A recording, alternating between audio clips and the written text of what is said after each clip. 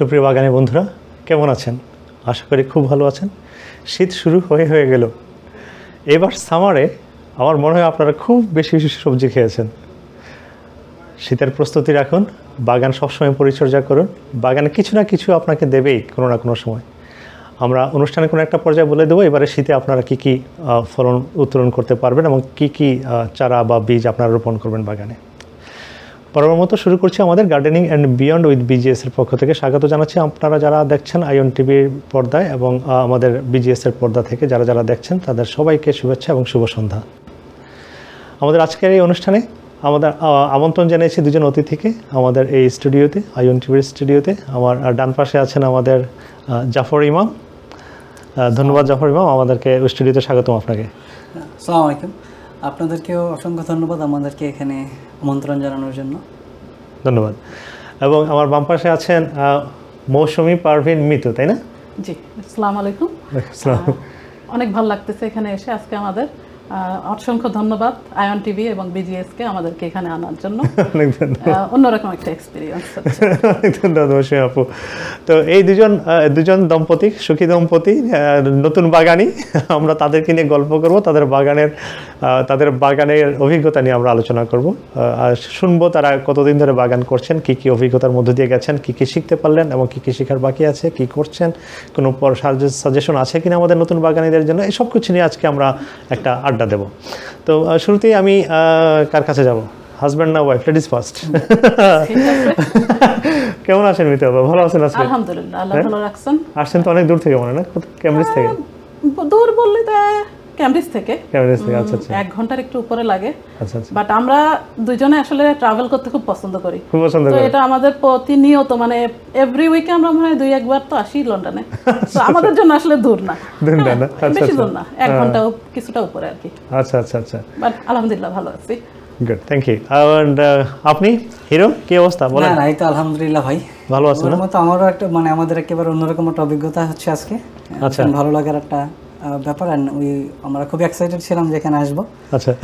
আর যেটা বললেন যে খুব দূর না, ক্যামব্রিজ তো একদম পাশাপাশি। আর আমরা যেহেতু প্রতি সপ্তাহে আমাদের ক্যামব্রিজ থেকে লন্ডন আসা হয়, আমরা কাইন্ডস অফ ইউজড টু হয়ে গেছে আর কি ব্যাপারটা। আচ্ছা আচ্ছা, চলুন আমরা বাগানের আলোচনায় যাই। বলেন আপনার বাগান কত বড়? আপনার পিছনের গার্ডেন কেমন? পিছনে না সামনে? না, আমাদের পিছনে। এটা বাড়ির পিছনে? হ্যাঁ, বাড়ির পিছনে। কত বড় এটা? এটা খুব বেশি বড় না, probably around maximum 35 to 40 feet হতে পারে মাউরাই। হ্যাঁ, খুব বেশি বড় না, এগুলো তো টাউন হাউস। সো বাগান খুব বেশি বড় না, বাট ঠিক আছে। তারপর আমাদের দুজনের জন্য, যেহেতু আমরা অত বেশি সময় দিতে পারি না বাগানে, সো আমাদের জন্য একটা গুড সাইজই বলবো আর কি এটা। আচ্ছা আচ্ছা। তো এইটা দিয়ে কি আপনাদের বাগানের যাত্রা শুরু কি এই বাগান থেকে, নাকি এর আগে থেকে বাগানের চর্চা শুরু করছেন আপনি? না, এর আগে থেকে বাগানের চর্চা ছিল না আমাদের। সত্যি কথা, আমরা আগে যে জায়গায় ছিলাম ওখানে আসলে বাগান ছিল না, ওই জায়গাটাতে যে বাগান করার মতো কোনো ফ্যাসিলিটি ছিল না। আচ্ছা।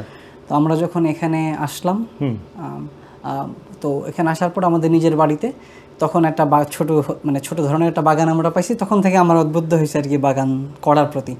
আশেপাশে অনেকে বাগান করে। তারপরে মৌসুমী প্রবাবলি 2021 সাল থেকে বিজিএসের সাথে, ও আমার আগে থেকে, ও আমার পরে জয়েন করেছে। তো সেখান থেকে আস্তে আস্তে উৎসাহ পেলাম। তারপর অল্প স্বল্প শুরু করলাম প্রথম 2-1 বছর। আপনাদের মতো যারা খুব কাছের বন্ধু বান্ধব আছে ওনারা উৎসাহ দিছে প্রচুর। হ্যাঁ, অনেকে চারা টারা গিফট করছে, অনেকে বুদ্ধি পরামর্শ দিছে। তো ওইভাবেই শুরু করা। আর গত 3 বছর ধরে করতেছি আমরা, রাইট? 4 বছর। 4 বছর হলো। আচ্ছা, তার মানে বিজিএস এর প্রথম দিকের অভিজ্ঞতাটা আমি কার কাছ থেকে শুনবো? মৌসুমীর কাছ থেকে শুনবো। আপনি বলেন তো, প্রথম দিকে যে শুরু করছিলেন তখন আপনার অভিজ্ঞতাটা একটু যদি আমাদের সাথে শেয়ার করেন, যে কয়টা চারা দিয়ে শুরু করছিলেন, কি চারা দিছিলেন তখন? আচ্ছা, প্রথম দিকের অভিজ্ঞতা বলতে তখন আমাদের আসলে গার্ডেনিং এর কোনো রকমের অভিজ্ঞতাই নাই। আমরা 2020 সালের আগে একটা ফ্ল্যাটের মতো থাকতাম, ওটাই ভাড়া বাসা ছিল। তো যেহেতু ল্যান্ডই ছিল না, গার্ডেনিং এর প্রশ্নই আসে না। 2020 সালের পরে যখন নিজেদের বাড়িতে উঠতে পারলাম, তখন দেখলাম যে একটা সুন্দর ছিমছাম ছোটখাটো, ধরেন 30-40 ফিটের একটা গার্ডেন আছে। ওটা আর কি টাউন হাউস, তো টাউন হাউসের গার্ডেনগুলো খুব বেশি বড় হয় না। তো ওটা দিয়ে শুরু হলো। তার মধ্যে আমি দেখলাম আবার যে একটা গ্রুপ নাম বিজিএস। এখানে দেখলাম অনেকেই সুন্দর সুন্দর ফুল, লাউ টাউ, এগুলোর অনেক ছবি টবি দেয়। হ্যাঁ, এটা দেখে আমার কাছে খুব ইন্টারেস্টিং লাগলো, কারণ এই দেশের ওয়েদারে যেহেতু আমরা দুইজনেই বলতে পারেন এখানে ফার্স্ট জেনারেশন, মানে আমাদের কোনো আত্মীয় স্বজন কিংবা কেউ এখানে নাই। তো এটা আইডিয়া ছিল না যে এই দেশে আমরা লাউ এক্সপেক্ট করতে পারি, কিংবা এই দেশে বাংলাদেশের মতো সবজি ফলানো সম্ভব যেহেতু ঠান্ডা ওয়েদার। তো এখানে যখন দেখলাম তো সবাই এত করতেছে, তাহলে আমরা কেন ট্রাই করি না। তো আমাদের কিছু কাছের বন্ধু বান্ধব ছিল যারা অলরেডি বাগানে লাউ তারপরে আপনার সিম এগুলো ফলাচ্ছে, তো ওনরা উৎসাহ দিল। হ্যাঁ, তো প্রথম আমরা শুরু করলাম লাউ দিয়ে। প্রথম বছরই লাউ দিয়ে শুরু করলাম। এটা তো কোনো এক্সপেরিয়েন্স নাই। আচ্ছা, একেবারে প্রথম বছর শুরু করলাম অনলি দুইটা লাউয়ের গাছ দিয়ে। আচ্ছা, দুইটা লাউয়ের গাছ দিয়ে। এখন তারপরে যেহেতু আমাদের কোনো এক্সপিরিয়েন্স নেই, তারপরেও চেষ্টা করছি। আর প্রবলেম হলো আমাদের গার্ডেনটা বেশি রোদ পড়ে না। রোদটা তো খুব ইম্পর্টেন্ট গার্ডেনিং এর জন্য। সরি, আমি একটু ইন্টারাপ্ট করি। লাউয়ের চারা সংগ্রহ করলেন কোথা থেকে? লাউয়ের চারা সংগ্রহ করছিলাম আমরা, ওটা বিজিএস থেকে মনে হয়, বিজিএস নাকি, ও ভালো বলতে পারবে, আমি তো ভুলে গেছি। না, লাউয়ের প্রথম চারাটা সংগ্রহ করছিলাম যে probably B honestly I think এটা হুমায়ুন ভাইয়ের থ্রুতে করছিলাম প্রথম চারাটা। হুমায়ুন ভাই না? আচ্ছা আচ্ছা, হুমায়ুন ভাই তো মানে কৃষিবিদ। হ্যাঁ, তারপরে ওখানে কয়টা লাউ ধরলো? 5টা অনলি, 5টা, 2টা গাছ। প্রথমবারই আপনি 5টা? হ্যাঁ, আমি 4 বছর ধরে করতেছি, আমার এই বছর হয়েছে 4টা। না, আলহামদুলিল্লাহ প্রথমবারে 5টা হয়েছে। তারপরে বললাম না যে এটা রোদ আসে না আমাদের গার্ডেনে। লাউগুলা বেশ বড় হয়েছিল, এত বড় বড়। ওকে, তো আমরা প্রথমবারে তো মজা পেয়ে গেলাম যে আসলে এত বড় বড় লাউ হয়েছে। হ্যাঁ, প্রাউড ফিল করতে লাগলাম। তখন আস্তে আস্তে ওইখান থেকে শুরু। পরের বছর আমরা আরো মানে সিম টিম করলা এগুলো অ্যাড করার চেষ্টা করলাম। অনেক ধন্যবাদ। আমি প্রথম অভিজ্ঞতাটা জানতে চাচ্ছিলাম। তার মানে প্রথম আপনি শুধু লাউ দিয়ে শুরু করছেন, আর কিছু করেন? লাউ আর একটা টমেটো চারা ছিল। একটা টমেটো, এই মানে 2টা লাউ গাছ আর একটা টমেটো চারা। এটা আমাদের ধন্যবাদ। আমি এখন জাফরের কাছে আছি।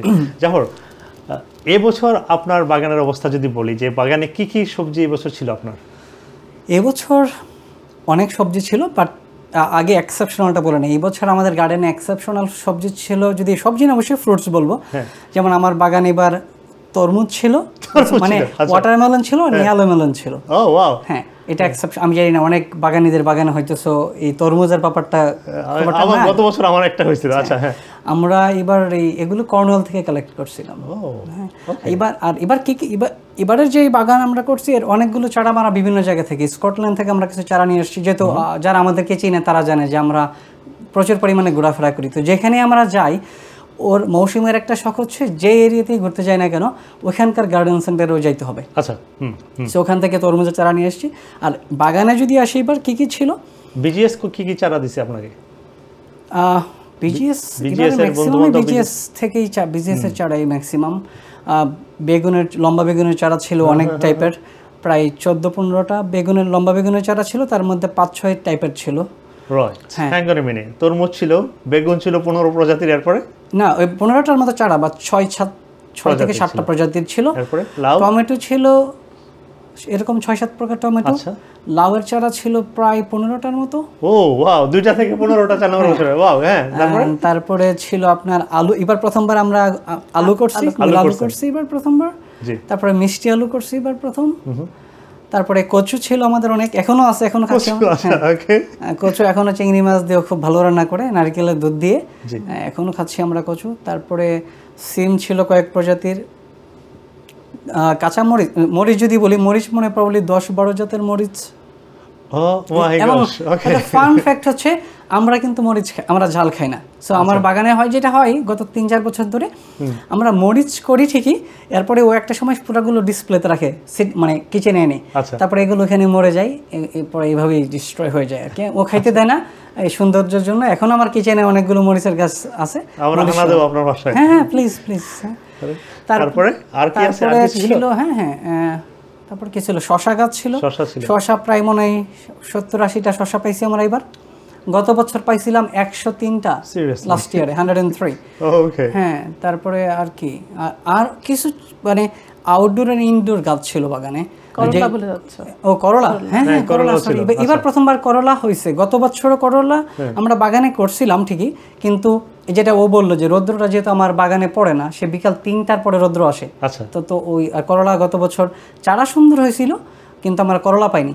বাট করলার পাতা দিয়ে আমরা ওই যে কি বলা হয়, ফ্রাই করে খাইছি করলার পাতা, আচ্ছা, আচ্ছা, তারপরে ডাল রান্না করে খাইছি। করলা ছিল, হ্যাঁ। আচ্ছা, এরপর আর কি ছিল? তারপরে এবার আর কি আছে, আর তো আমি তো ভুলে যাচ্ছি আমার আচ্ছা, আমি এখন মৌসুমী আপনার কাছে আসতেছি। দেখেন, প্রথম বছর আপনি শুরু করলেন মাত্র 2টা লাউ গাছ আর একটা টমেটো গাছ দিয়ে, মাত্র 3টা। আচ্ছা, তাই না? 4 নম্বর বছরে এসে আমার তো মনে কয়েকশো গাছ, 15 প্রজাতির তো ছিলই, কাঁচামরিচই ছিল 10 প্রজাতির, তাই না? বেগুনের চারা ছিল 15টা, লাউ ছিল 15টা, তাই না? 15টা লাউ গাছ ছিল। তার মানে বিশাল বড় একটা, মানে বলতে গেলে এই যে জাম্প দিয়ে 4 নম্বর বছরে এত সবজি করলেন আপনারা, কি শিখলেন? বিজিএস এর অবদান কতটুকু এর মধ্যে, কি মনে হয়? না, আমি বলবো তো বিজিএস এর অবদান 100-এর মধ্যে 90%ই বিজিএস এর অবদান। কারণ আমি তো আসলে জানতামই না এইভাবে গার্ডেনিং এই দেশে এসে আমি করতে পারবো। আচ্ছা, আর যেহেতু দেশে এভাবে গার্ডেনিং করার অভ্যাস ছিল না, বলতে গেলে কম বয়সী এদেশে চলে আসছি, খুব বেশি বয়সে না। তো এইটা আমার প্রথম এক্সপিরিয়েন্স। আমি বিজিএস দেখেই আসলে শিখছি যে আসলে এরকম লাউ হওয়া সম্ভব, নিজের গার্ডেন থেকে কেটে এনে রান্না করে সুন্দর করে চিংড়ি মাছ দিয়ে রান্না করে খাওয়া সম্ভব। তো বলতে গেলে বিজিএস এর কাছ থেকে সবকিছু শেখা, আর ওনাদের আর অনুপ্রেরণা একটা বড় ব্যাপার না। যখন আমি দেখবো আপনার গার্ডেনে এত সুন্দর সিম হচ্ছে, কিংবা লাউ হচ্ছে, কিংবা করলা হচ্ছে, হ্যাঁ, তখন আমার মনে হবে কেন না, আমার গার্ডেনে কেন হবে না, যেহেতু আমার একটা গার্ডেন আছে। তো বিজিএস এর অবদান অপরিসীম বলতে গেলে। অনেক ধন্যবাদ মৌসুমী, আপনার সাথে কথা বলে খুব ভালো লাগলো। সরি টু ইন্টারাপ্ট, আমি ছোট্ট একটা জিনিস অ্যাড করতে চাই। এই যে ওই বাগানের ব্যাপারে যেটা ও বিজিএস এর ব্যাপারে বললো, বিজিএস এর অনেকের অবদান অনেক ক্ষেত্রে আছে আমাদের এই গার্ডেনিংয়ে। আর আমরা গত 1-1.5 বছর অল্প অল্প চারা তৈরি করার চেষ্টা করতেছি নিজেরা, আগে যেটা করতাম না। আর এই বাসায় যে চারা তৈরির যে ব্যাপারটা, এটার সম্পূর্ণ অবদান হচ্ছে সাইদ সুমন ভাইয়ের। আচ্ছা, ওকে, সাইদ সুমন ভাইয়ের এটা, কারণ উনি এই বাসায় চারা তৈরির যে ব্যাপারটা, এটা সুমন ভাইয়ের কাছ থেকে আমি শিখছি। অনেকবার আমাকে বলছে, হ্যাঁ, তো এই চারা তৈরির পুরাটুকু ক্রেডিট সুমন ভাইয়ের। ওয়াও, খুব ভালো লাগলো শুনে, অনেক ধন্যবাদ। আপনারা যদি কিছু মনে না করেন, আমি আমাদের অনলাইনে বেশ কিছু দর্শক আছেন, আমরা তাদের কিছু কমেন্টস নিয়ে আসি। হ্যাঁ, থ্যাংক ইউ দর্শক। আপনারা এই মুহূর্তে আমাদের স্টুডিওতে যারা আমাদের দেখছেন, আমরা আমাদের gardening and beyond with BGS আমাদের অনুষ্ঠান চলছে আইয়ন টিভি স্টুডিও থেকে। আপনারা যারা অনলাইনে দেখছেন আমাদের অনুষ্ঠান, তাদের সবাইকে আবার স্বাগত জানাচ্ছি নতুন করে।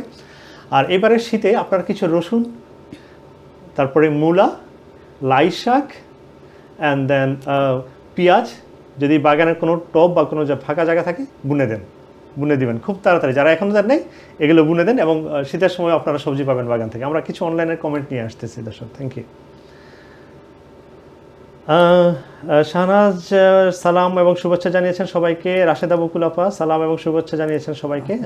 সাইদ সুমন ভাই আছেন, উনি নিশ্চয়ই শুনছেন আপনার কথা। সালাম, আদাব এবং শুভেচ্ছা সবাইকে জানিয়েছেন। অ্যান্ড নাহিদ বানু আছেন, তিনি সালাম আদাব সবাইকে জানিয়েছেন। নুসরাত জেরিন, তিনি সবাইকে সালাম দিয়েছেন। ডেইজি সাইদ, তিনি সবাইকে সালাম দিয়েছেন। নুসরাত জেরিন 70 থেকে 80টা শশা, মাশাআল্লাহ, আমার তো 3-4টা হয়েছে মাত্র। নুসরাত জেরিন আপনার শশার প্রশংসা করে কি বললেন। শাহনাজ বলছেন নুসরাত জেরিনকে, আমার গাছ হয়েছে কিন্তু শশা ধরেনি, এটা সত্যি কথা। আমার করলার মতো, গত বছর আমাদের করলা গাছ হয়েছে কিন্তু করলা ধরেনি। তারপরে গ্রিন হাশেম, খুব ভালো একজন বাগানি, তিনি বলছেন যে বিজিএস ইজ দ্য গ্রেট। অনেক ধন্যবাদ গ্রিন হাশেম ভাই। শর্মির রহমান আছেন, তিনি সালাম জানিয়েছেন সবাইকে। শাহনাজ দেখছেন। ডেইজি বলছেন, ডেইজি সাইদ বলছেন মৌসুমীর রান্না দারুণ, তাই নাকি? দেখে যেতে হবে। Thank you. প্রভা বলছেন আসসালামু আলাইকুম। ওয়ালাইকুম আসসালাম Prabha, thank you for coming. And গ্রিন হাশেম আবার আসছেন, তিনি বলছেন যে করলা পাতা খাওয়া যায়, করলা পাতা খাওয়া যায় কিনা একটা কোশ্চেন করছেন। আমি আসতেছি এই প্রশ্নের উত্তরে। প্রভা দেখতেছেন ভুড়ি রান্না, ও মজা ছিল। আচ্ছা, ডেজি আপা আসছেন যে উপস্থাপনা অসাধারণ, অনেক ধন্যবাদ ডেজি আপা। শাহিদা আক্তার ফুলন আপা আসছেন, উনি সালাম জানিয়েছেন, অনেক শুভকামনা জানিয়েছেন সবাইকে, অনেক ধন্যবাদ। অ্যান্ড গ্রিন হাশেম ভাই একটা প্রশ্ন করে রাখছেন, এবং আমার এই প্রশ্নটার উত্তরটা আবার প্রভাও দিয়ে দিচ্ছেন যে বলছেন খাওয়া যায়। আমি আশা করব প্রভা, আপনি যদি গ্রিন হাশেম ভাইকে একটু সাহায্য করেন উত্তরটা দিয়ে, যে আসলে কিভাবে খাওয়া যায় আমাদের করলার পাতা, এবং এখানে যদি আপনারা কেউ আনসারটা দিতে চান। আমি একটু অ্যাড করি। এটা আমিও জানতাম না যে করলার পাতা খাওয়া যায়। হ্যাঁ, তো হঠাৎ করে এটা আমি একটা ইন্ডিয়ান কোনো একটা গার্ডেনিং এর সম্পর্কিত একটা রিলস আমার সামনে পড়লো, যে দেখলাম ওরা করলা দিয়ে ডাল দিয়ে একটা ভাজি মতো চচ্চড়ি মতো করতেছে। তখন আমার মনে হলো ওরা যেহেতু খাচ্ছে, দেখি আমি একটু গুগল করে দেখি আসলে করলা পাতা কি টক্সিক কিনা। আচ্ছা তো দেখলাম না, করলা পাতা টক্সিক না, যদি কচিগুলো খাওয়া যায়। এবং যেগুলো বয়স্ক হয়ে গেছে পাতা, ওগুলোও টক্সিক না, কিন্তু কচিগুলো ওই রকমভাবে আপনার খুব বেশি বিটারও লাগে না। আচ্ছা আচ্ছা তো মনে করলাম ঠিক আছে, ট্রাই করে দেখি। ট্রাই করে দেখলাম ভালোই লাগে, হালকা তিতা, হালকা একটু মজাই লাগে, ডালের সাথে দিলেও ভালোই লাগে। তো ওটা আমাদের রেগুলার আইটেমের মধ্যে একটা হয়ে গেল আর কি। তারপর আমরা এই যে বেসন দিয়ে যেটা ভাজলাম না, আবার হ্যাঁ এটা করলা পাতাকে আপনি কিন্তু লাউ পাতার মতো কিংবা পুঁই পাতা অনেকে কিন্তু বেসন দিয়ে ভেজে বেগুনির মতো ভাজে। তো আপনি করলা পাতাটাকেও ওইভাবে বেসন দিয়ে ভেজে, ওটা মজাই লাগে, বেগুনির মতো করে ভেজে নিতে পারেন। দর্শক আপনারা আরেকটা রেসিপি পেয়ে গেলেন, এটা আমাদের ভালো লাগছে। খুবই ভালো। আচ্ছা আমরা পরবর্তী আলোচনায় চলে যাই। হ্যাঁ জাফর সাহেব, আচ্ছা আপনার কাছে আমার একটা প্রশ্ন হচ্ছে, এই যে গত 4 বছর ধরে বাগান করছেন বিদেশে প্রবাসে, হ্যাঁ, তো প্রথম বছর থেকে 4 নম্বর বছরে এসে যে আপনার এই অভাবনীয় সাফল্য বা এত কিছু করলেন, এই যে অভিজ্ঞতা, কি শিখলেন, কি মনে হয় আপনার মধ্যে কনফিডেন্স কেমন আসছে? না, শিক্ষা যেটা শিখছি বলতে তো এখনো শিখতেছি অনেস্টলি।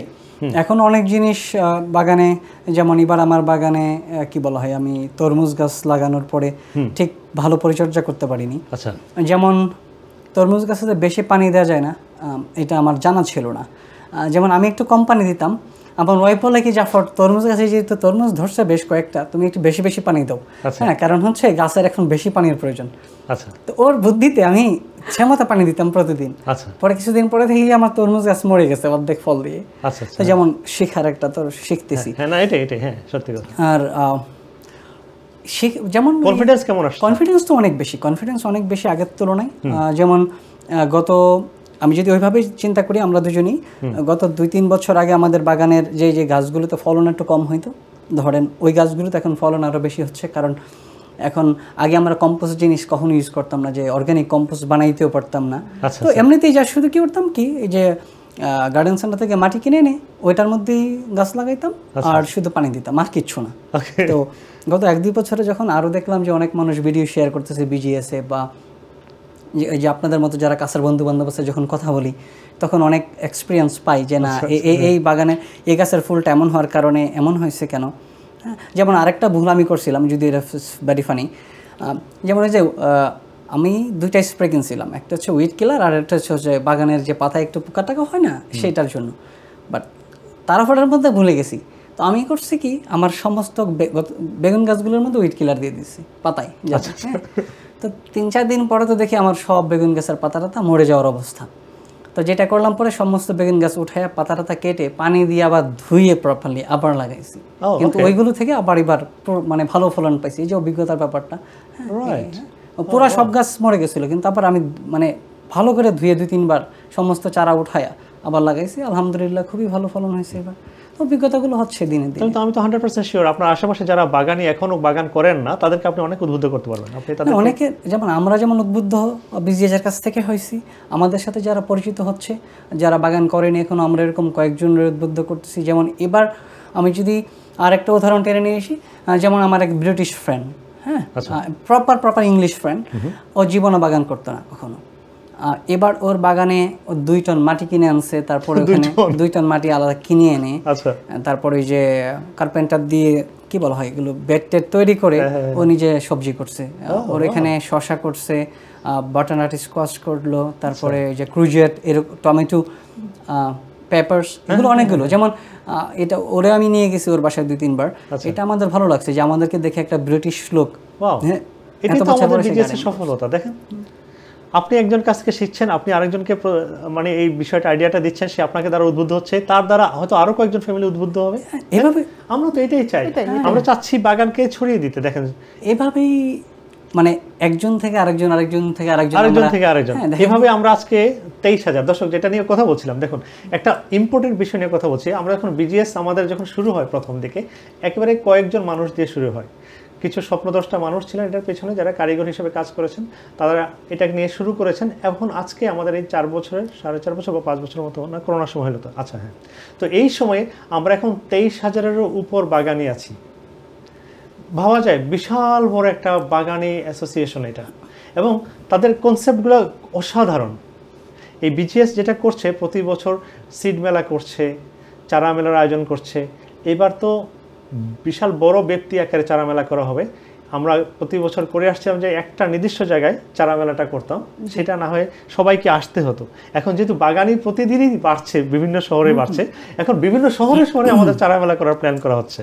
এটা ভালো হবে তো, এটা অনেক ভালো। এখন মনে করেন আপনার এলাকায় যদি ক্যামব্রিজে চারা মেলা হয়, তাহলে ক্যামব্রিজের অনেক বয়স্ক মানুষ আছেন যারা ইচ্ছা আছে চারা মেলা আসার জন্য, কিন্তু আসতে পারতেছেন না।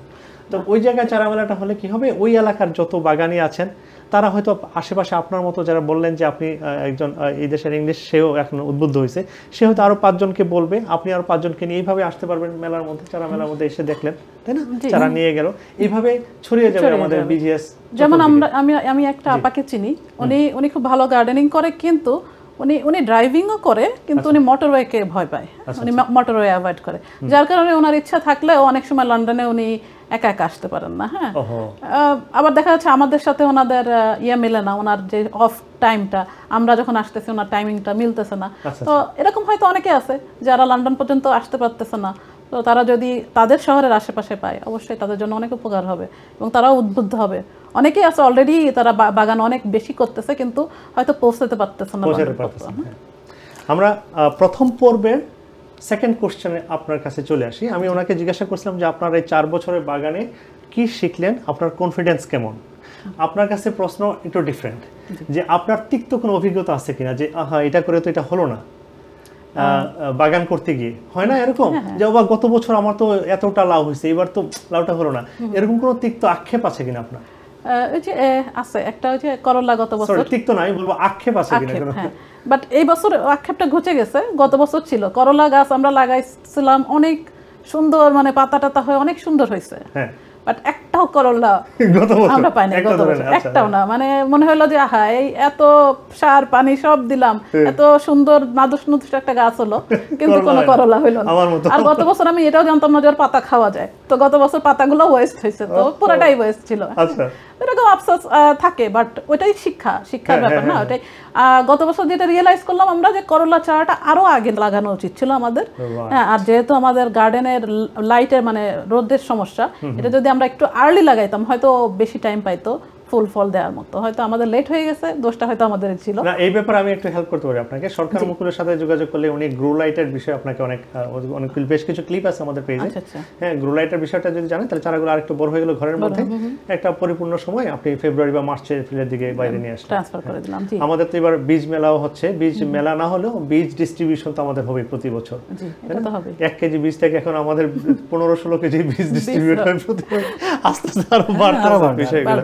অনেক ধন্যবাদ এই স্বপ্নদ্রষ্টাদেরকে যারা এই বিজিএস নিয়ে স্বপ্ন দেখছেন এবং সামনে এগিয়ে নিয়ে যাচ্ছেন। আমাদের প্রতিটা বাগানি যারা বিজিএস এ পোস্ট দিচ্ছেন, প্রতিদিন কমেন্ট করছেন, বিভিন্ন জনকে পরামর্শ দিয়ে সাহায্য করছেন, তাদের সবাইকে সশ্রদ্ধ সালাম। দর্শক, আমি আরেকবার আপনাদের অনুমতি নিয়ে আমি আরেকবার অনলাইনে আমাদের কিছু কমেন্ট আছে, আমরা যাচ্ছি। এই কমেন্টগুলো পড়ার পরে আমরা মৌসুমী আপার কাছ থেকে একটা গান শুনবো। হ্যাঁ, তার আগে একটা জিনিস অ্যাড করতে চাই, অনেকে সালাম দিবেন, সবাইকে ওয়ালাইকুম আসসালাম জানাইতে চাই, যেটা বলা হয়েছিল। ধন্যবাদ সবাইকে, ধন্যবাদ সবাইকে যারা যারা অনলাইনে কমেন্ট করছেন। আপনাদের ভ্যালুয়েবল মূল্যবান সময় আমাদের এই অনুষ্ঠানের জন্য রেখে দিয়েছেন, কমেন্ট করছেন, পাশে থাকছেন এবং দেখছেন, আপনাদের প্রতি অনেক কৃতজ্ঞতা। আমি কিছু কমেন্ট পড়ে আসছি এবং পরবর্তীতে আমরা কমেন্টের শেষে আমরা একটা গান শুনবো আমাদের মৌসুমী আপনার কাছ থেকে। আমি শেষ করেছিলাম যে কমেন্ট, সেখানে হচ্ছে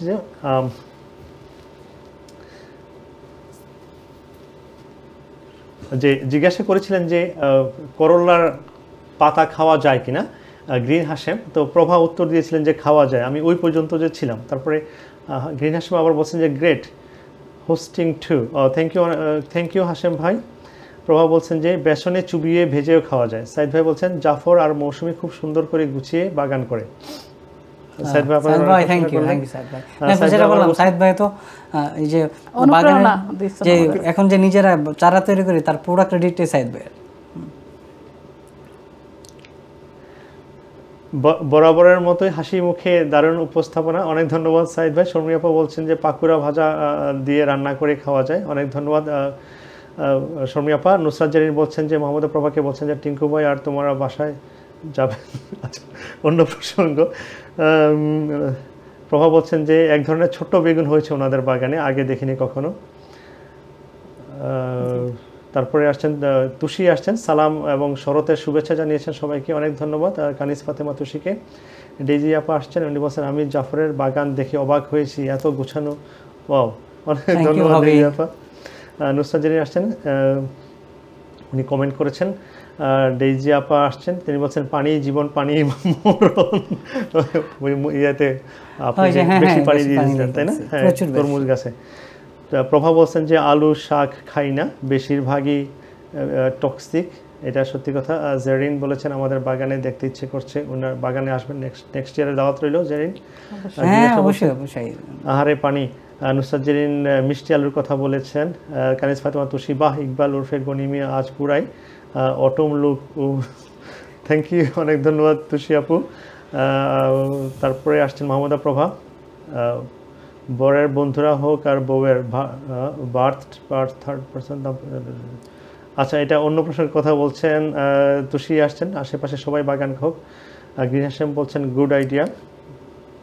সবাই কমেন্ট করেছেন, কানিজ ফাতেমা তুষি, তাইমি, গ্রিন হাসেম, মাহবুব মুর্শেদ ভাই সালাম জানিয়েছেন, অনেক ধন্যবাদ। আপনারা যারা দেখছেন, আমি সবার কমেন্ট শেষ করেছি এবং আমি গান শুনবো একটু পরে। আমি যদি কিছু মনে রাখেন, আমরা একটা বিজ্ঞাপন বিরতিতে যেতে হবে। দর্শক, আমরা দুঃখিত, একটা বিজ্ঞাপন বিরতিতে যাচ্ছি এবং এরপরে এসে আমরা মৌসুমীর গান শুনবো এবং আমাদের আরও কিছু আলোচনা আছে। সবজির কাজ যা হবে, তারা দুজন সবজি নিয়ে কাজ যা করবেন, এটা নিয়ে আমরা প্রসঙ্গ নিয়ে আলোচনা করবো। আরও বেশ কিছু ইন্টারেস্টিং মোমেন্ট আছে। দেখা হচ্ছে বিজ্ঞাপন বিরতির পর।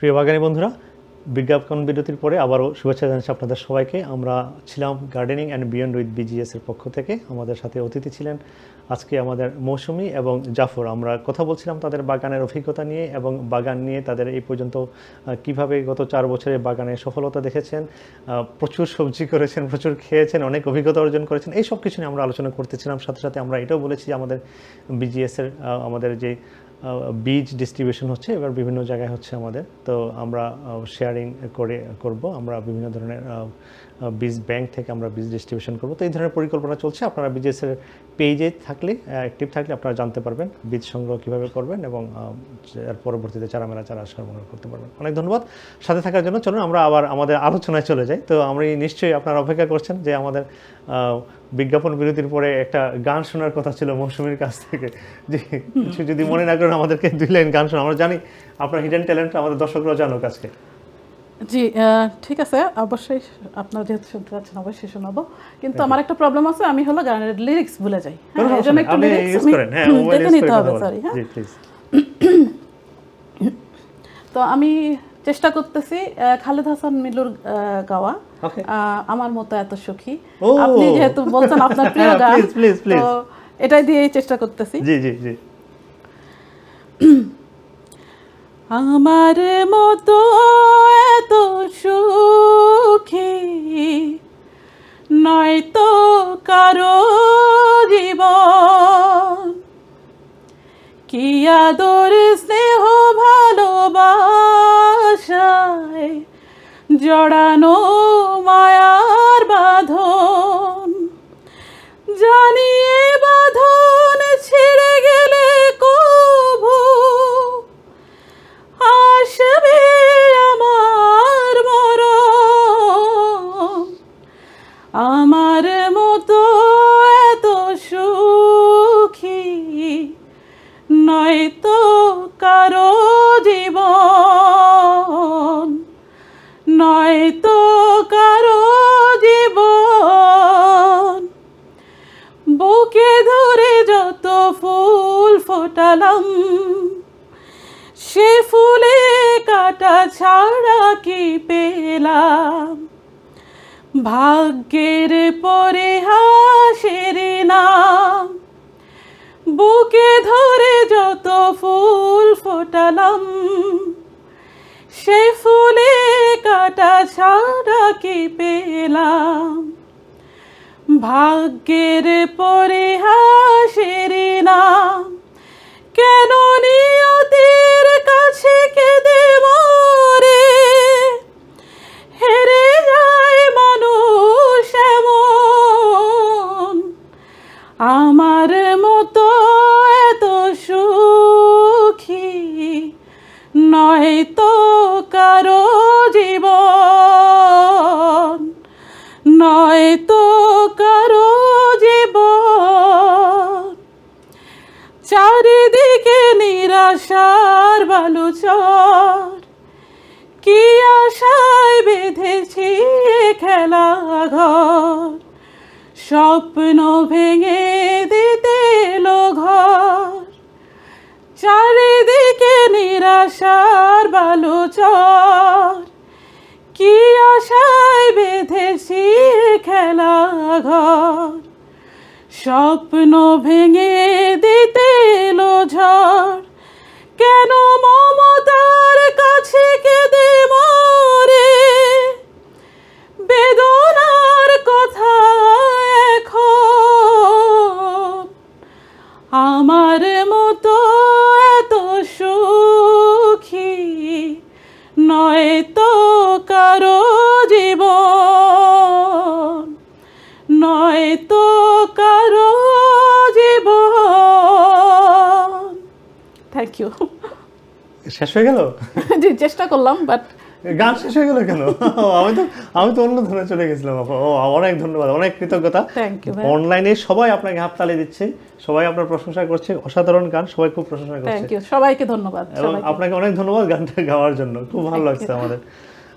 আমি আপনি মনে একটু আবেগে চলে গেছিলেন না?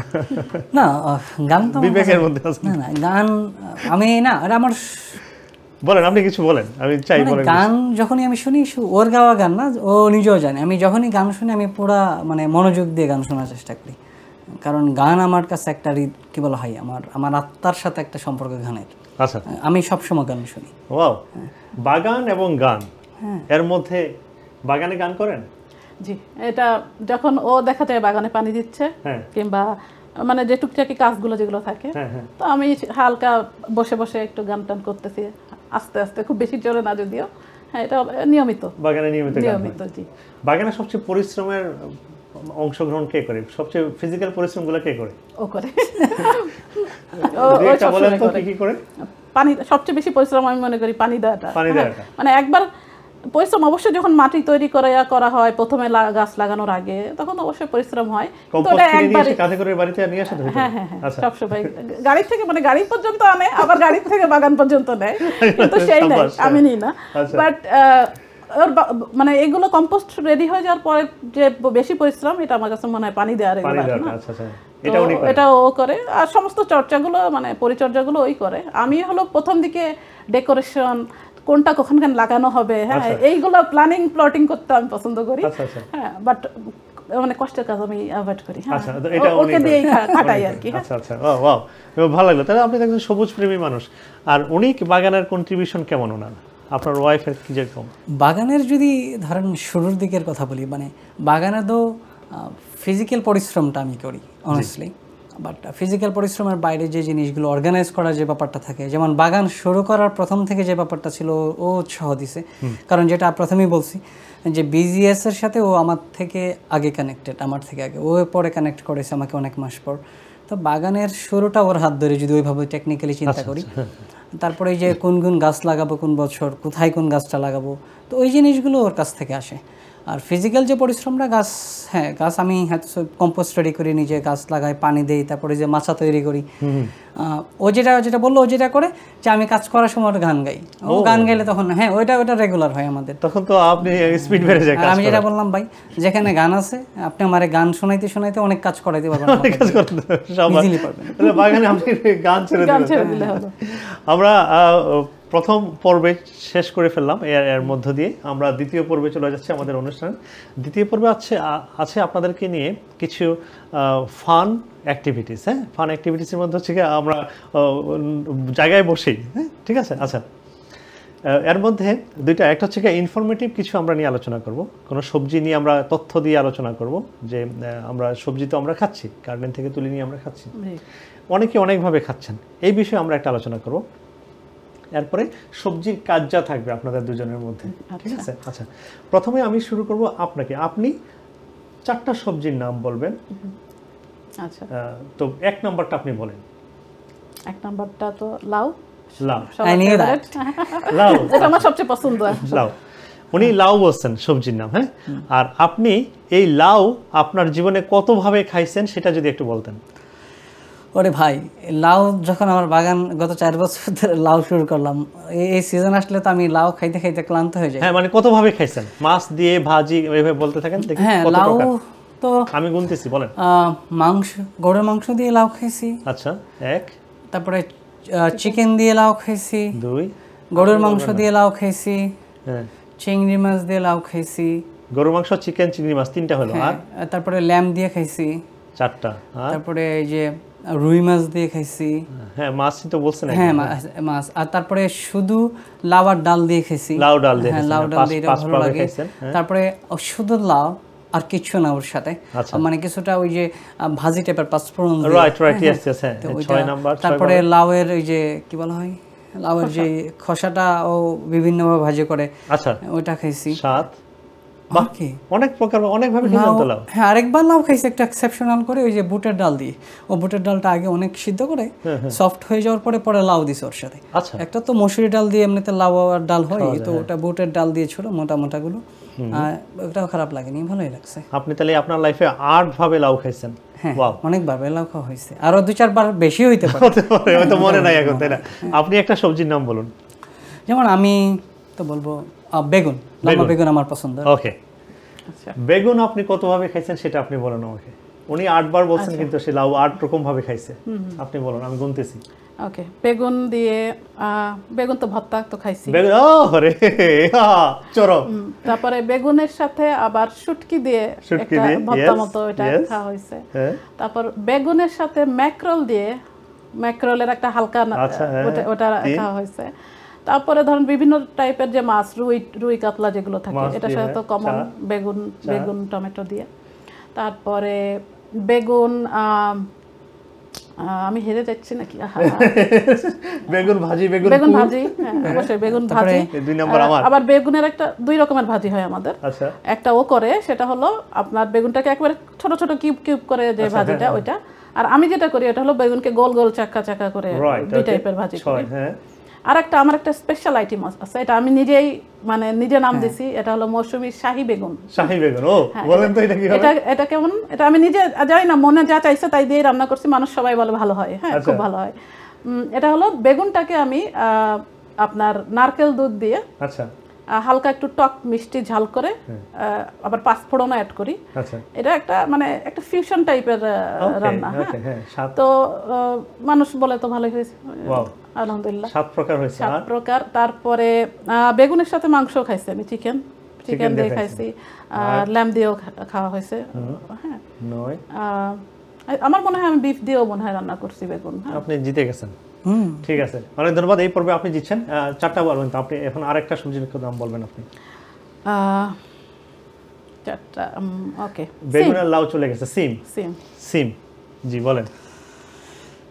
সিম দিয়ে কি কত ধরনের খাওয়া আপনার হয়েছে? অভিজ্ঞতা বলেন, সিমের নিয়ে অভিজ্ঞতা। ও তো সিমের ভর্তা খুব ভালো বানাই, দুর্দান্ত ভর্তা বানাই সিম দিয়ে। তারপরে সিম দিয়ে মাছ দিয়ে তো ডেফিনেটলি এটা একটা কমন খাবার আমাদের বাংলাদেশি পরিবারগুলোতে। আচ্ছা, তারপরে সিম দিয়ে মাংস দিয়ে আমাদের হয়, যেটা হয় কি আমরা সামনে যা পড়ে সব দিয়ে সব রান্না করি। হ্যাঁ, স্পেসিফিক কোনো জিনিস থাকে না। সব ধরনের মাংস দিয়ে সিম রান্না হয়েছে আমাদের বাসায়। সিমের ভর্তা, এই তো। আর কি সিম দিয়ে না, আর সিম দিয়ে আর বেশি আমার আর মনে পড়ে না। 4-5 প্রকার ভাবে খাইছেন। তার মানে আমাদের এই যে আমরা আলোচনাটা করলাম না, এখান থেকে আসলে আমরা কেন করলাম এই বিষয়টা নিয়ে কথা বললাম। দেখুন, একটা সবজি মানুষে তার মুখরোচক করার জন্য অনেকভাবে তারা চেষ্টা করে, এবং প্রতিটা আইটেমই ভালো লাগে সবার। আপনি সবজি ফলাবেন না কেন? হ্যাঁ, অবশ্যই, কেন ফলাবেন না, সে ফলানো উচিত। এই যে মনে করেন একটা লাউকে আপনি কতভাবে উপভোগ করছেন। আমি যদি বলি একটা মাংস আপনি কিভাবে খাচ্ছেন, মাংসর ধরন কিন্তু একই রকম। ওই গরম মশলা দিতে হবে মাংসের মধ্যে, মাংস আপনি খাচ্ছেন। কিন্তু একটা সবজিকে কিন্তু আপনি তাকে ট্রাই করছেন একবার মাছ দিয়ে, একবার মাংস দিয়ে, হ্যাঁ, একবার ভর্তা করে, একবার সবজি, একবার ভাজি। এই যে আমরা বাগানিরা এত উন্মুখ হয়ে থাকি সামারের সময় বাগান করার জন্য। হ্যাঁ, মূলত আসলে এগুলো আমাদেরকে আকৃষ্ট করে, এই জন্য আমরা বাগানের প্রতি আরো বেশি উদ্বুদ্ধ হয়ে থাকি যে প্রতিটা সামারে আসলে বিভিন্ন প্রকার সবজি আমরা বিভিন্নভাবে উপভোগ করি, এবং এগুলা আমরা যে একলা খাই তা না, ডেকে এনে আমাদের অন্যান্য বন্ধুদেরকে বাগানে যেমন যদি আমি এবার একটু ইন্টারাপ্ট করি, প্লিজ প্লিজ প্লিজ। যেমন আমি যেহেতু নরসিংদীর ছেলে, আর নরসিংদী সদরে আমার বাড়ি, আচ্ছা, তো প্রত্যেকটা জায়গার একটা ধরেন কালচারাল নিজস্ব একটা কি বলা হয় আঞ্চলিক খাবার থাকে অনেকের। যেমন খুলনার মানুষ চুই জাল ওদের একটা এটা ঐতিহ্যের খাবার, ঐতিহ্যগত খাবার। আমি যতবারই খুলনার দিকে যাই তো আমি এখন বলে দিছি যে ভাই আমি আর চুই জাল খাবো না, আমার হ্যাড এনাফ অলরেডি চুই জাল। আচ্ছা, আর আমাদের দিকে যেটা এবার আমরা খাইছি বাগানে, এই যেটা ওই যে একটু আগে বললাম যে মিষ্টি আলু আমরা করছি প্রথমবারের মতো। আচ্ছা, হ্যাঁ। তো নরসিংদীতে যারা বসবাস করে, যদি কেউ নরসিংদীর দেখে অনুষ্ঠানটা যদি দেখে নরসিংদীর কেউ, তাহলে হয়তো আমার সাথে রিলেট করতে পারবে। আমাদের দিকে হয় কি আপনার এই যে লাউয়ের পাতা, লাউ পাতা, তারপরে যে মিষ্টি কুমড়ার পাতা, মিষ্টি আলুর পাতা, তারপরে মিষ্টি কুমড়ার পাতা, এরকম যত পাতালতা আছে না অনেকগুলো দিয়ে ওই তারপরে এই যে আপনার শুটকি দিয়ে একটা তরকারি রান্না করে। আচ্ছা, হ্যাঁ, এটাকে আমরা পাঁচমিশালি তরকারি বলে। পাঁচমিশালি, তো এইটা এবার আমরা প্রথম আমাদের বাগানের তরকারি দিয়ে খাইছি, জিনিসটা খুবই ভালো। এবং এইটা ভালো লাগে কি, যেদিন রান্না করে তার থেকে বেশি ভালো লাগে একটু পুরনো হলে, এক দুই দিন এই যে জাল দেওয়ার পর যখন আরেকটু হয় না, তখন বেশি ভালো লাগে এটা। তো এই প্রথম আমাদের বাগান থেকে আমরা এরকম একটা পাঁচমিশালি সবজি বাগান করার বর্ষে এই প্রথম হইলো। আমি একটা জিনিস শেয়ার করে দিলাম আপনাদের সাথে, দর্শকদের সাথে শেয়ার করি। সেটা হচ্ছে কি, এবার আমি কনসেন্ট্রেশন দিয়েছিলাম লাউ এবং কুমড়া এগুলার দিকে। হ্যাঁ, দিতে গিয়ে আমার এবার আসলে তেমন একটা লাউ এবার মাত্র 4টা হয়েছে, যেটা বললাম শুরু থেকে। আমার টম্বা চিনি হয়েছে 6টা। তো এদের পিছনে আমি অনেক সময় অনেক কিছু আমার ব্যয় করছি। সবচেয়ে অবহেলিত যেটা হচ্ছে, ব্যাড বানাইছিলাম 3টা ব্যাড। ওই ব্যাডগুলোর মধ্যে না আমি একটা ব্যাডের মধ্যে লাল শাকের বিচি ছিটাই দিয়েছিলাম, লাউ গাছ উপরে উঠে গেছে, আর ওই খালি জায়গাটা লাল শাক ছিটাই দিয়েছিলাম, আর 2টার মধ্যে ডাটা ছিটাই দিয়েছিলাম। ওরে ভাই, কি পরিমাণ যে ডাটা লাল শাক হয়েছে, আশেপাশে অনেককে দিয়েও খাইছি। তো গার্ডেন ক্লিন করে ফেলছি। গত পরশুদিন আমার শাশুড়ি উনি গার্ডেনে গেল, গিয়ে 5-6 প্রকারের নিয়ে আসলো। এই ডাটা ছোট ছোট গাছগুলো আবার উঠতেছিল, ওইগুলা নিয়ে আসছে। পুঁই শাক নিয়ে আসছে, হ্যাঁ, ডাটা শাক একটু নিয়ে আসছে, তারপরে লাউয়ের পাতা কয়েকটা মনে ছিল নতুন করে গজাইছে, ওইগুলো এইভাবে নিয়ে এসে একটা সবজি। অসাধারণ লাগছে। মানে বাগানের যে অর্গানিক এইগুলো না, আমরা যে আকৃষ্ট হব না কেন বলেন বাগান করার প্রতি? আর আমার কাছে ধরেন বাগানের যে ব্যাপারটা, আমরা তো অফকোর্স বিভিন্নভাবে সবজি খাই, আমাদের একটা আত্মতৃপ্তি আসে।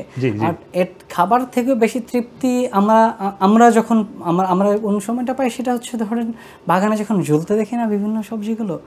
যেমন আমার খুব ইচ্ছা হয় মাঝে মধ্যে খুব কচি লাউ কেটে নিয়ে আসি, হ্যাঁ, ধুবলাউ করি বা এরকম। ওর কথা হলো না, হ্যাঁ, এটা দেখতে সুন্দর, এত তাড়াতাড়ি কাটা যাবে না, এত সুন্দর একটা জিনিস। তো দেখবেন আমার প্রায় লাউ অনেক বড় বড় করে কাটতে হয় আমার, কারণ ও ছোট লাউ কাটতে দেয় না। আচ্ছা, আমি এবার দেখছি আপনার অনেক বড় বড় লাউ ছিল। গত বছর আমাদের মোটামুটি, এবার আমাদের অনেক লাউ হয়েছে, প্রায় 18-19টা তো আমরা সলিড বড় করেই কাটছি। তারপরে যেটা বললাম, রৌদ্রের কারণে আমার অনেকগুলো লাউ ঠিকঠাক পরাগায়নও হয়েছিল, তারপরে রৌদ্রের না পড়ার কারণে ঠান্ডা পড়ে যায়, সেজন্য ছোটো ছোটো কেটে হয়েছে।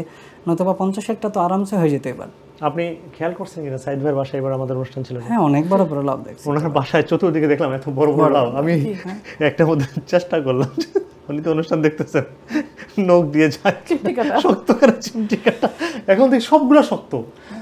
আমাকে জিজ্ঞাসা করলাম ঘটনা কি, বলতেছে একটা লাউ সে কাটবে না, দেখতে সুন্দর। আমার হয়, আমার প্রচুর হয়। আমার মনে হয় যে হ্যাঁ, এত সুন্দর দেখা যাচ্ছে, ওটা কেটে ফেললে ওই জায়গাটা ফাঁকা লাগবে। আমি যে দেখার যে একটা ব্যাপার, এই আত্মতৃপ্তিটা আসলে খাবার থেকে বেশি আমার দেখার মধ্যে।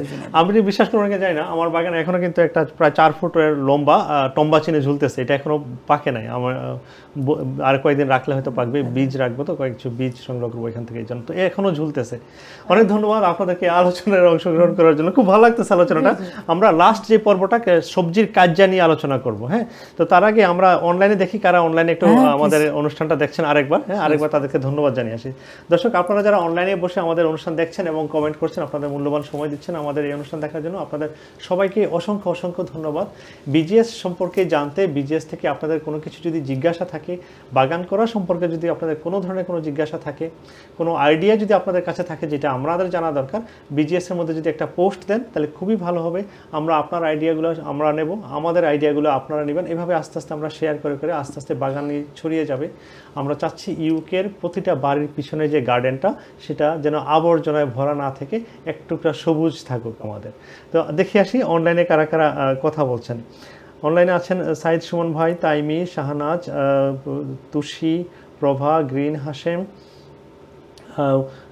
তারপরে নুসরাত জরিন, ডেইজি সাইদ আছেন, আমাদের শর্মী রহমান আপা আছেন। তো তারা অনলাইনে আমাদের অনুষ্ঠান দেখছেন এবং মাতিয়ে রাখতেছেন কমেন্ট করে করে একজন আরেকজনকে পরামর্শ দিচ্ছেন। হ্যাঁ, অসংখ্য ধন্যবাদ আপনাদের সবাইকে। আমাদের খুবই ভালো লাগে আপনারা যখন আমাদের অনুষ্ঠান দেখেন এবং মজার মজার কমেন্ট করেন এবং আমাদের অনুষ্ঠানকে আমরা চালিয়ে নেওয়ার জন্য আমাদেরকে অনুপ্রাণিত করেন। দর্শক, আমরা এই মুহূর্তে চলে যাব হচ্ছে আমাদের অনুষ্ঠানের শেষ না, বাট সে আরেকটা পর্ব আছে, এটা হচ্ছে গিয়ে আমাদের মজার পর্ব, এটা হচ্ছে গিয়ে সবজির কাজ্জা। তো এই পর্বে অংশগ্রহণ করবেন তারা দুই দম্পতি। আজকে এই জন্য আমি আজকে মাঝখানে বসছি, তাদেরকে একসাথে বসাই নেই যে আমি রেফারি হিসেবে কাজ করব। আমরা তাদেরকে দুজনকে 4টা সবজির নাম বলবো, এই 4টা থেকে যে 2টা চুজ করবেন, আপনি একটা চুজ করবেন এবং উনি একটা চুজ করবেন, ঠিক আছে? আচ্ছা, 4টা সবজির নাম হচ্ছে, 1 নাম্বার হচ্ছে গিয়ে আলু, তারপরে টমেটো, লাউ, বেগুন। আলু, টমেটো, লাউ, বেগুন, এই 4টা থেকে আপনি যে কোনো একটা নেবেন আর উনি যে কোনো একটা নেবে। আপনি কি নিতে চান? আলু। আলু, আচ্ছা, তাহলে আলু, টমেটো, লাউ, বেগুনের মধ্যে আলু চলে গেছে, এখন আছে শুধু টমেটো, লাউ আর বেগুন। এই 3টার মধ্যে আপনি কোনটা নিতে চান? যেহেতু ঝগড়াটা ব্যাপার থাকবে, তো এই বেচারা লাউকে আলাদাই রেখে দিই, লাউ আর নিচ্ছি না, যেহেতু সবার। আমি আল গো ফর টমেটো। টমেটো, আচ্ছা, সাব্বাস। দর্শক, আমাদের হচ্ছে গিয়ে আলু সুন্দরী আমার বাম পাশে এবং আমাদের মিস্টার টমেটো হচ্ছে আমার ডান পাশে। আমরা দুজনের কাছ থেকে আমরা জানতে চাইব যে সবজি হিসাবে সবচেয়ে গ্রহণযোগ্য এবং সবচেয়ে বেস্ট কোন সবজি। তো আপনি চুজ করছেন টমেটো, আপনি বলতেছেন টমেটো হচ্ছে গিয়ে সবচেয়ে বেস্ট, তাই না? আচ্ছা, আপনি আপনার পক্ষে তথ্য দিবেন, যুক্তি দাঁড় করাবেন এবং ওনার আলু কেন টমেটোর চেয়ে নিচে সেটা নিয়ে আপনি তার এটাকেও আপনি এইভাবে যুক্তি দিবেন, ঠিক আছে? আপনাকে সময় দেওয়া হবে 2 মিনিট, আপনার জন্য সময় 2 মিনিট। এখন টস হবে, কে শুরু করবেন আগে, এটা হচ্ছে কি আমার কথা। আপনারা যদি সম্মতি দেন যে কে শুরু করবেন, আপনারা আপোষে মীমাংসিত করে ফেলেন, তাহলে ঠিক আছে। আমার শুরু করো আগে, সে শুরু করবে আগে। আচ্ছা, তো ঠিক আছে, মেনে নিলাম। তো আপনি আলু প্রতিনিধিত্ব করছেন, তাই না? ঠিক আছে, আলু নিয়ে বলেন। আলু হলো এমন একটা সবজি যেটা আজাইরা সবজি না, অবশ্যই আজাইরা সবজি না। আলু একমাত্র সবজি আমার মনে হয়, নির্লজ্জা সবজি, আমি ভুল হইতে পারি, যেটা আপনি পয়েন্ট অফ অর্ডারে কোশ্চেন করতে পারেন, খাদ্য হিসেবে ইউজ করতে পারবেন। আপনি ভাতের বদলে আলু খাওয়া যাবে। আলুর অর্থনৈতিক গুরুত্ব, সামাজিক গুরুত্ব, রাজনৈতিক গুরুত্ব অবশ্যই। আলু এমন একটা জিনিস, আলু হয়তো কমন জিনিস, যে কোনো জিনিসে আলু তরকারিতে ফেলে দিবেন সেটাই একটা সমাবর্তন করবে, সেটা একটা। আলু নিজেও একটা সবজি, শুধু আলু খান, যে কোনো তরকারির মধ্যে ফেলে দেন, এটা মানে আরো স্পেশালি আরো টেস্টি হবে। আর আলু শুধু খান, ভাতও নাই, রুটিও নাই, কি করবেন? শুধু আলু খাওয়া যায়, আলু খেয়ে আপনি বেঁচে থাকতে পারবেন। কিন্তু টমেটো খেয়ে তো আপনি বেঁচে থাকতে পারবেন না, তাই না? টমেটো এমন জিনিস যে ঠিক আছে একটা সবজি, কিন্তু এটা খেয়ে বেঁচে থাকা যায়। আরো একটা আলু কি বলবো, আলু আপনি যেটা রাজপ্রাসাদ থেকে শুরু করে 5 স্টার থেকে শুরু করে একেবারে ভাতের হোটেল ঢাকা হোটেলেও যে আপনি আলু ভর্তা পাবেন, আর আবার 5 স্টার সেটা অবশ্যই পাবেন, বাট ম্যাশড পটেটো হিসেবে। আলুর গ্রহণযোগ্যতা সব স্তরে, সব লেভেলে, সব জায়গায় আছে। তো আলুর কোনো বিকল্প নেই, আমি মনে করি আলু বেস্ট সবজি। I have a question. Okay, please.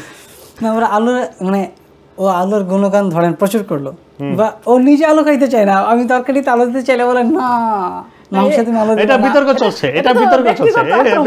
এটা ব্যক্তিগত না, আক্রমণ এই হচ্ছে। পয়েন্ট অফ অর্ডার আমি নিতে পারছি না না না ব্যক্তিগত না। আক্রমণ, হ্যাঁ। আপনি কোনো জিনিসের গুণগান গেলে সেটা তাকে আপনি ইউজ করতে হবে। আপনি যুক্তি খণ্ডন করবেন আরো 1 মিনিট সবার লাস্টে, আর কিছু বলবেন? না, আমি মনে করি এটাই যথেষ্ট, কারণ আলুর কোনো বিকল্প নাই। আলুর কোনো বিকল্প নেই। অনেক ধন্যবাদ। উনি বলছেন আলুর কোনো বিকল্প নাই। উনি আলুরকে অর্থনৈতিক গুরুত্বের সাথে তুলে ধরছেন, আলুর সামাজিক গুরুত্ব তুলে ধরছেন। আলু নিয়ে রাজবংশ থেকে শুরু করে একেবারে ফুটপাত পর্যন্ত এমন কোনো জায়গা নেই, এমন কোনো কিচেন নাই যেখানে আলুর ব্যবহার হয় না, উনি তুলে ধরছেন সেখানে। তো আপনার কোনো যুক্তি আছে কিনা মিস্টার টমেটো? আপনি টমেটো সম্পর্কে বলেন, আপনার সময় 2 মিনিট। যেমন টমেটো আমার কাছে কেন গুরুত্বপূর্ণ বেশি আলুর থেকে, যেমন একটু আগে বলতে চেয়েছিলাম, সুযোগের কারণে বলা হয়ে ওঠেনি। জি, যেমন আমি যখন আমার টমেটো গাছগুলো দেখি যে অনেক টমেটো পেকে আছে গার্ডেনে গিয়ে, তো আমি শুধু শুধু টমেটো ধরেন বিভিন্ন ধরনের টমেটো পেরে পেরে খাইতে আমার ভালো লাগে, একটা অর্গানিক একটা ফিল আছে। আলু তার আপনার টুলে খেতে পারবেন না, হ্যাঁ, পটেটো খাওয়া যাবে না। আর যেমন যে আলু যেমন সমস্ত তরকারিগুলোতে ইউজ করে, টমেটো আমাদের কমিউনিটির সবাই সব জায়গাতে সব জায়গায় ইউজ করা যায়, হ্যাঁ। তো অনেক জায়গায় দেখা গেছে আলু ইউজ হয় না, অনেকে আলু একদমই এটাকে, যেটা প্রথমেই বললাম যে এটা একটা নির্লজ্জ সবজির মতো, হ্যাঁ, আলু আমার কাছে একটা নির্লজ্জ সবজি, এটা সব জায়গায় যায়, হ্যাঁ, ওর কোনো ব্যক্তিত্ব নাই। কিন্তু টমেটোটা একটু কী বলা হয়, পস্ট টাইপের।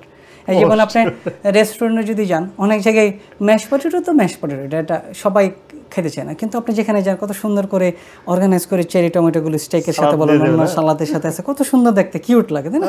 কিন্তু আলুর এপিটা এপোটাইটারে ম্যাশ টমেটো বানালেন, এই সেই জ্যাকেট পটেটো একটা জিনিস, হ্যাঁ, এর ভিতরে অনেক জিনিস দিয়ে এটাকে কি একটা অবস্থা করে ফেলে, সেরা বেড়া একটা অবস্থা হয়ে যায় এটা। তো টমেটো সব জায়গায় কিউট না, অনেক কিউট অবস্থা উপস্থাপন করা হয়, আর খাওয়ার সময় যেটা ফিল না, আস্তাটা টমেটো মুখে দেওয়ার পরে বাগান থেকে ছিঁড়ে কি অমৃত, তখন মনে হয় যে স্বর্গীয় একটা ফল, মানে স্বর্গীয় একটা সবজি মনে হয় আমার কাছে, হ্যাঁ। তো এই টমেটো এটা অন্যরকম এক জিনিস ভাই, এটা লেভেল বুঝবে যারা আমার মতো আছে, তারাই শুধু এটা লেভেল বুঝবে, হ্যাঁ। এই হচ্ছে টমেটো, মানে টমেটো কোনো বিকল্প না না না।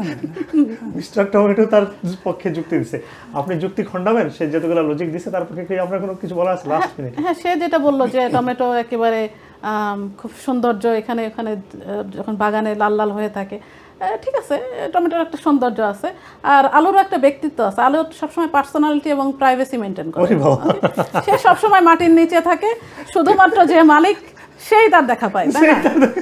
তো আলুর প্রাইভেসি সবসময় সে মেনটেন করে, কারণ তার একটা লেভেল আছে, বুঝছেন না, খুব হাই লেভেলের একটা প্রাইভেসি মেনটেন করে সে চলাফেরা করে, ঠিক আছে। বাট টমেটো কি, টমেটো গাছে সবসময় ঝুলেই থাকে, হ্যাঁ, ঝুলেই থাকে, যে আসে সেই পেরে খেয়ে ফেলতে পারে, ঠিক আছে।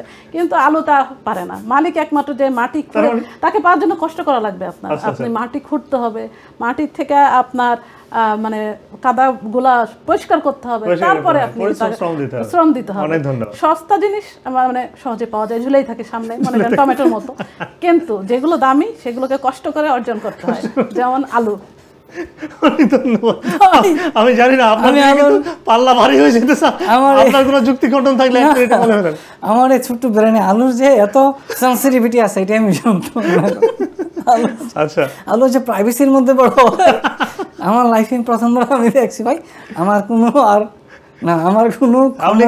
আপনি কি হেরে যাচ্ছেন তো? তাহলে হার মেনে নিচ্ছেন নাকি? আপনি টমেটো নিয়ে যুক্তি দেখান, 1 মিনিট আছে আপনার। একটা বড় ব্যাপার হচ্ছে, দেখেন, লোকায়িত জিনিস অনেক সময় সেটা ভালো হইতে পারে, আবার সেটা খারাপ হইতে পারে, হ্যাঁ, মাটির নিচে, হ্যাঁ, মাটির নিচে ওই তো ধরনের একটা ব্যাপার বোঝানোর চেষ্টা করছে যে কোনো সময় গাছ টান দিলে দুইটা ওঠে, আর কোনো সময় দেখা যায় কিছু নাই। তো আমরা অনেক সময় দেখে কি লোকানো জিনিসগুলো খুব একটা ভালো থাকে না। আচ্ছা আচ্ছা, হ্যাঁ, লোকানো জিনিসের অনেক ডিফেক্ট থাকতে পারে বিভিন্নভাবে, সামাজিক প্রক্ষেপে যদি দেখি, হ্যাঁ, একটু খারাপ টাইপের জিনিস আমরা লুকাই রাখি, যাতে মানুষ কি বলে এটা, আর সামনে কোন জিনিসগুলো থাকে সুন্দর পশ, যেটা থাকলে ধরেন হ্যাঁ, সুন্দর একটা গাড়ি হইলে কি হয়, এটার ঘরের সামনে সুন্দর করে সাজায় রাখেন। এক্সাম্পল, একটা ভাঙ্গারি টাঙ্গারি টাইপের হইলে কি হয়, এটা ওই মেহমান আসলে নিজের ড্রাইভার থেকে সরে 3 ড্রাইভার পিছনে নিয়ে রেখে আসে।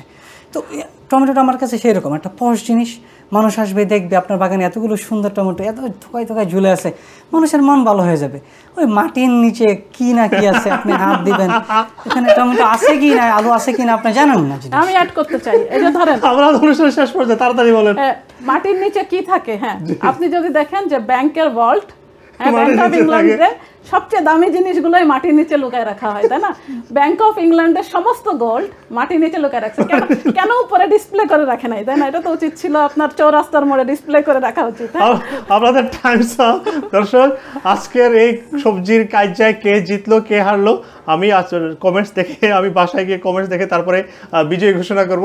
এটা সম্পূর্ণ দায়ভার আপনাদের উপর, আপনারা যাকে বিজয় করবেন তাকে। দর্শক অনেক ধন্যবাদ আমাদের সাথে ছিলেন আজকে। বিজিএস এর পক্ষ থেকে আপনাদেরকে শুভেচ্ছা জানাচ্ছি। সবজি করুন, বেশি বেশি করে গাছ লাগান, আমাদের সবুজের সাথে থাকুন, সবুজ মন এবং দেহকে প্রফুল্ল রাখে। আর বিজিএস এর পেজে চোখ রাখুন, আমাদের অনেক কিছু ইনফরমেশন আসতেছে। বীজ নিয়ে আমাদের অনেক কথোপকথন হচ্ছে, কিভাবে বীজ পেতে পারেন এই বছর ফেব্রুয়ারির মধ্যে, এগুলো নিয়ে আমাদের কথোপকথন হচ্ছে। অচিরেই আপনারা একটা পোস্ট পাবেন। তো ধন্যবাদ আমাদের আজকে অনুষ্ঠান দেখার জন্য। শুভরাত্রি, ভালো থাকবেন, সুস্থ থাকবেন। আল্লাহ সবাইকে ধন্যবাদ আমাদের পক্ষ থেকে।